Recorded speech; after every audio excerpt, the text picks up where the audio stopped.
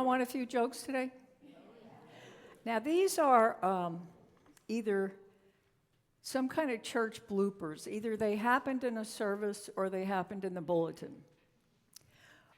The music director says, our next song is Angels We Have Heard Get High. Next one is, don't let worry kill you, let the church help.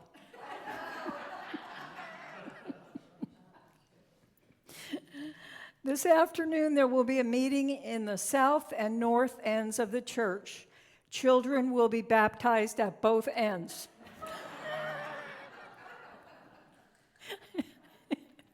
And this last one, this being Easter Sunday, we will ask Mrs. Lewis to come forward and lay an egg on the altar.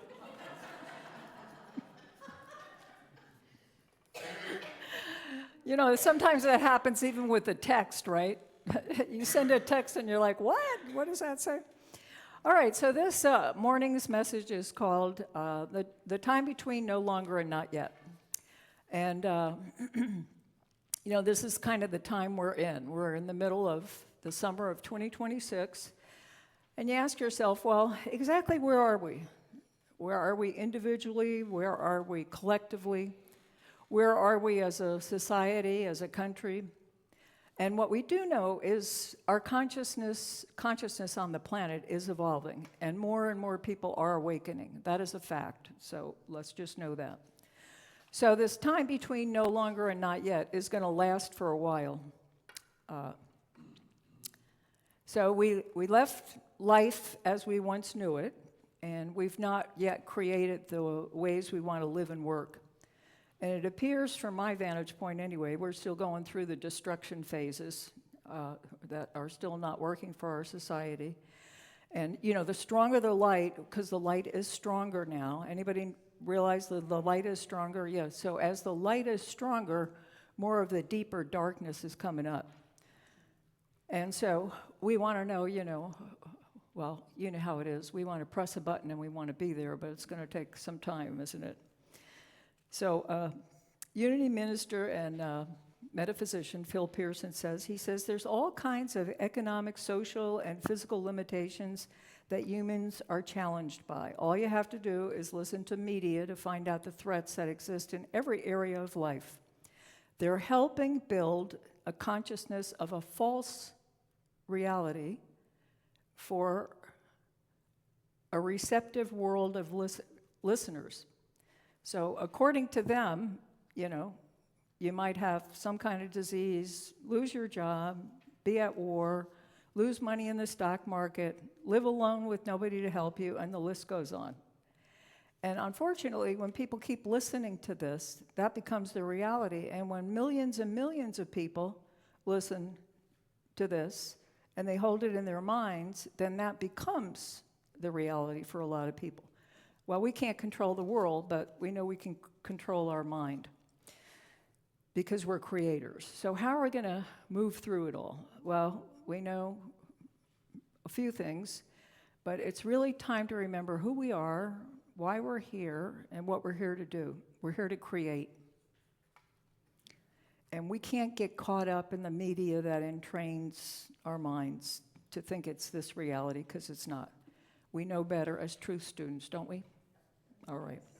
So Myrtle Fillmore, she weighs in a lot on this, and you know, she wrote this like so long ago.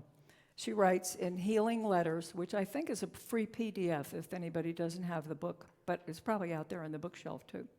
She says, when you're more in the realm of the soul, where the activity of the psychic forces impresses you with the negative faces of humanity's development, I love that wording, you will feel the weight of human woe and will tend to grieve and worry and resent that which seems unfair, unjust, and cruel. Is there anybody that worries like that a little bit? Yeah. And Myrtle continues, she says, but as you raise yourself into the Christ consciousness and see the world as God sees it, you will look through and beyond appearances and begin to understand the true state of affairs and to discern just what is taking place in human beings. You will be just as diligent in helping people, but you'll no longer give way to seeing greed and the crushing of some people by others, injustice. You will understand, I love this, that what is taking place is a process of growth, and you will bless this growth and see humans becoming more and more Christ-like. This is like true wisdom and so fitting for our time, isn't it? So our job is seeing the Christ in everything. And Patricia Cota-Robles, I am a great fan of her. Her website is Era of Peace. She's been at the work for about 55 years. I think she's 80-something. But anyway, she said, pray for the influencers. Pray especially for the negative influencers. Because if the negative influencers awaken to their Christ mind and they change the way they're influencing, they influence thousands and thousands and some millions of people. You remember Apostle Paul, right? You know, once he changed his mind, wow, a lot of things happened there. All right, so, we're still on a warring planet, and that's because people are coming from different environments and perceptions and beliefs. They don't understand yet that we're all one, like the whole globe is just one. It's just one people. And so one of the things I read in one of Jack Kornfield's books, I don't know which one it was, but he was quoting these Nobel Prize researchers, David Hubble and Thurston Wiesel, and they demonstrated how powerful perceptual conditioning can be. They took 3 groups of newborn kittens, but this can happen and does happen to human beings too. So they have these 3 groups of kittens. The first group was placed in a white box with horizontal black stripes.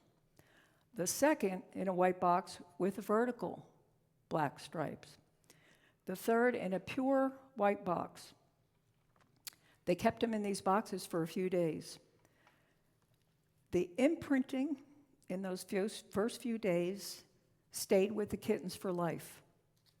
Those who were raised in a world where there was only horizontal stripes, they couldn't properly navigate anything vertical. They kept bumping into chair legs and table legs. They couldn't proceed. The kittens raised in a vertical world, they couldn't see the horizontal lines, so they were bumping into everything. And I love this. The kittens raised in a little white world were even more disoriented and had difficulty moving around any object correctly. So you see, as people were raised to believe, say, that war is the only way or we need war on the planet, it's kind of like that's the box they were raised in, and they don't see how we could live in a different way. So Mildred Fillmore reminds us, we're creators, we're the God force on the planet.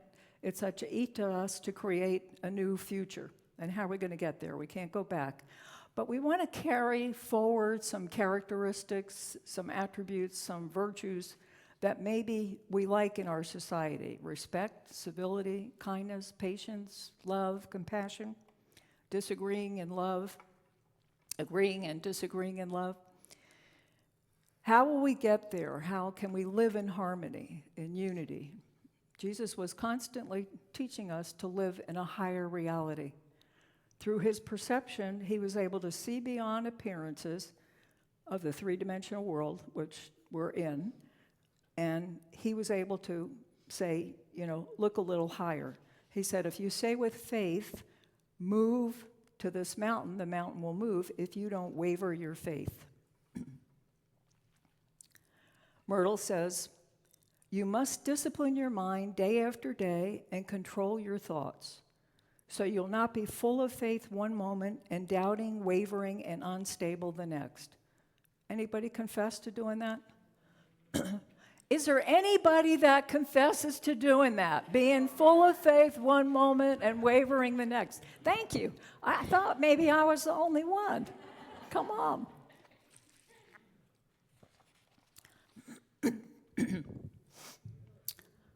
So let's see.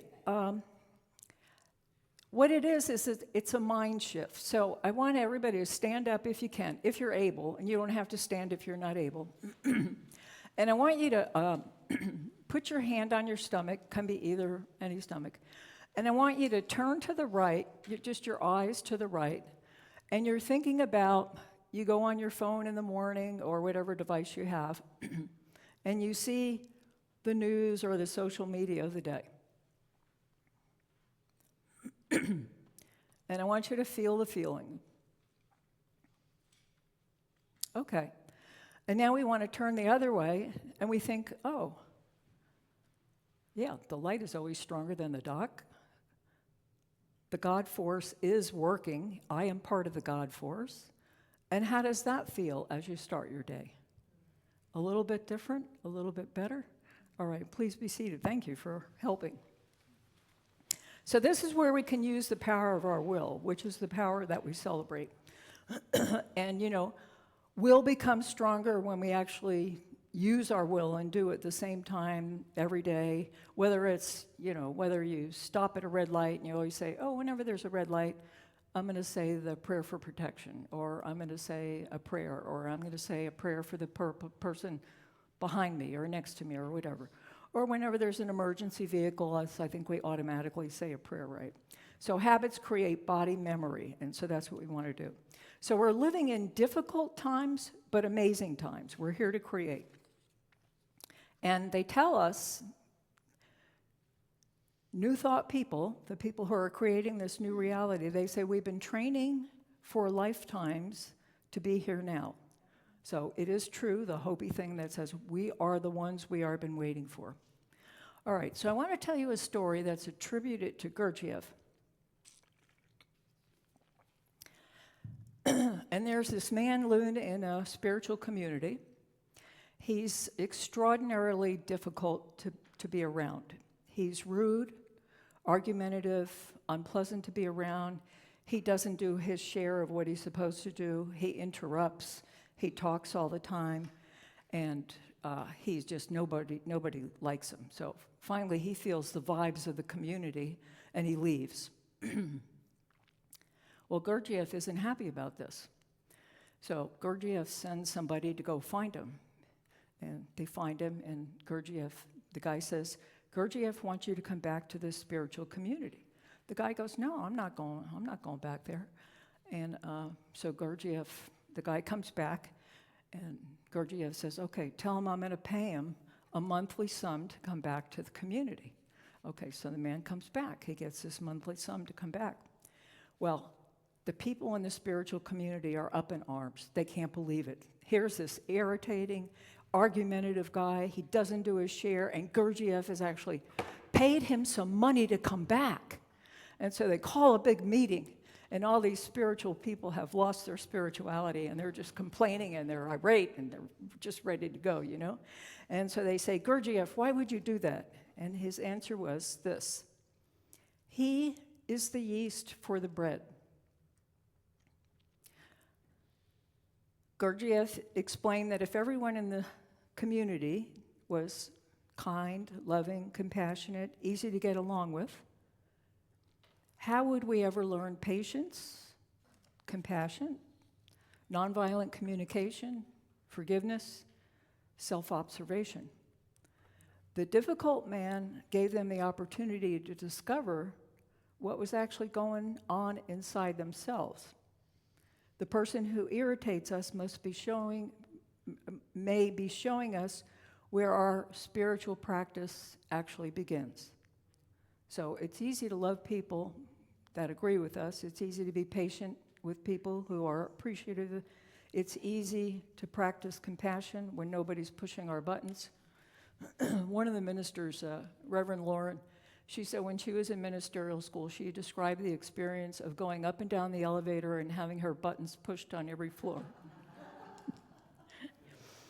But the person who is uncooperative, critical, demanding, or irritating becomes the very person who gives us the opportunity to practice patience, non-reactivity, compassion, and conscious choice.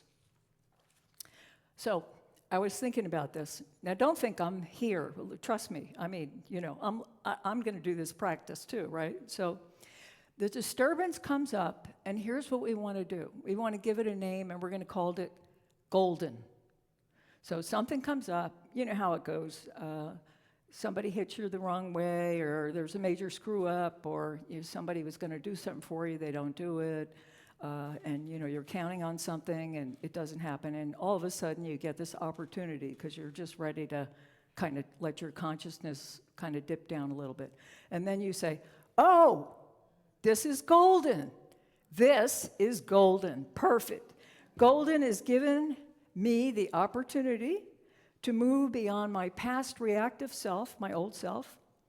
And here's what's happening in the quantum field is that when we can do something different, and this is what we're going to do. Where's that bulletin? Look on the front page of that bulletin. I got too many pages here.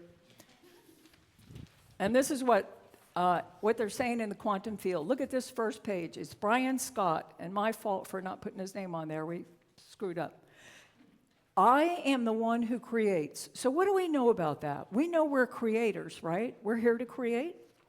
And secondly, everything in the universe is vibration, it's frequency, it's light. So we're light beings. We know that, right? And so here's what we're going to do. We put our hands on our heart and we say, I am the one who creates. Say that. I am the one who creates. And light moves through me.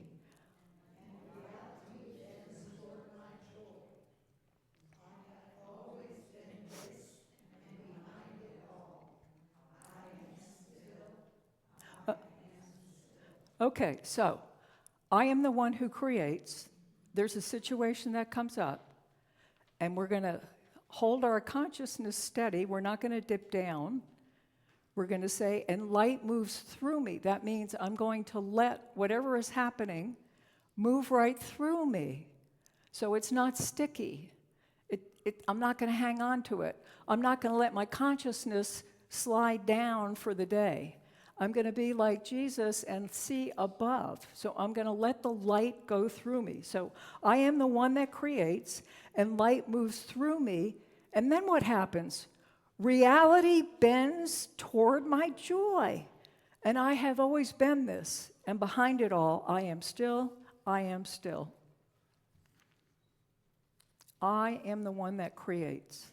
And what they're saying is that when we can do this, when we're in an upset state, that it magnetically and electronically is magnified in the quantum field. So it's not like, we can say it all the time and we can be in a good mood and get in the habit of saying it, but when we can do it when we're in an upset state, that is magnetically, energetically magnified in the quantum field. Now, I think that's really great, and that's attributed to Brian Scott. So I think when we get into the habit of calling something golden, we have a better chance of not letting our consciousness slide. So Amanda Crossley, she suggested the last time we got together that we have a moment, and I think it's good to do it right after Daily Word, where it's, I am a creator. And what you do is you say, oh, this is what happened to me today, or this week, and here's what I decided I wanted to create, and here's what happened. Okay, so you don't want to go into the story, because we can go into the stories, can't we? Yeah, right. Okay, so example, we had a broken pipe this week, so no water at church, and first we went into the story, and then it was like, okay. And then the people with the computer, they didn't know when they could come out, and it's like, no, we're not canceling Sunday, no. Okay, and then, you can't get a plumber until they figure out where it is and all that. Okay, so we said, okay, well, it's going to get fixed. I said, the computer people are coming on Wednesday, it's getting fixed on Thursday. Kathy goes, okay, that's what we're going to do, and then Ryan can do his thing Thursday night, and that's exactly what happened. So we are creators. We create.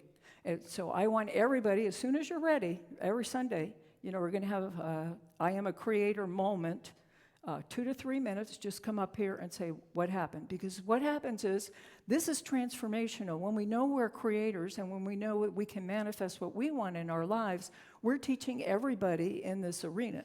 And if you have something and you don't want to come up here or say it, you can give it to Judy Langston, and she'll come up here and she'll read it for you. Okay? All right. All right. Okay, so when you have something, you tell Kathy, our volunteer administrator, and you practice it on your phone. Everybody knows how to record on your phone. You just say it into your phone. You think, oh, that sounds good. All right, maybe I add a little here or thing. But 2 to 3 minutes, that's all. So we're never victims. We're sovereign beings. We're creators on this earth. And the reason we're here, 2026, on the planet, is we're creating a new earth. And Jesus, again and again, taught us, be like little children. What happens when something happens with little children? They let the light move right through them. They get upset, they show their emotions, they scream, and then 30 seconds later, they're smiling, they're happy, they're doing something else. So that's what we need to do. Let us say it one more time. I am the one who creates, and light moves through me, and reality bends toward my joy. And I have always been this, and behind it all, I am still, I am still, I am still. Light of God surrounds us. The love of God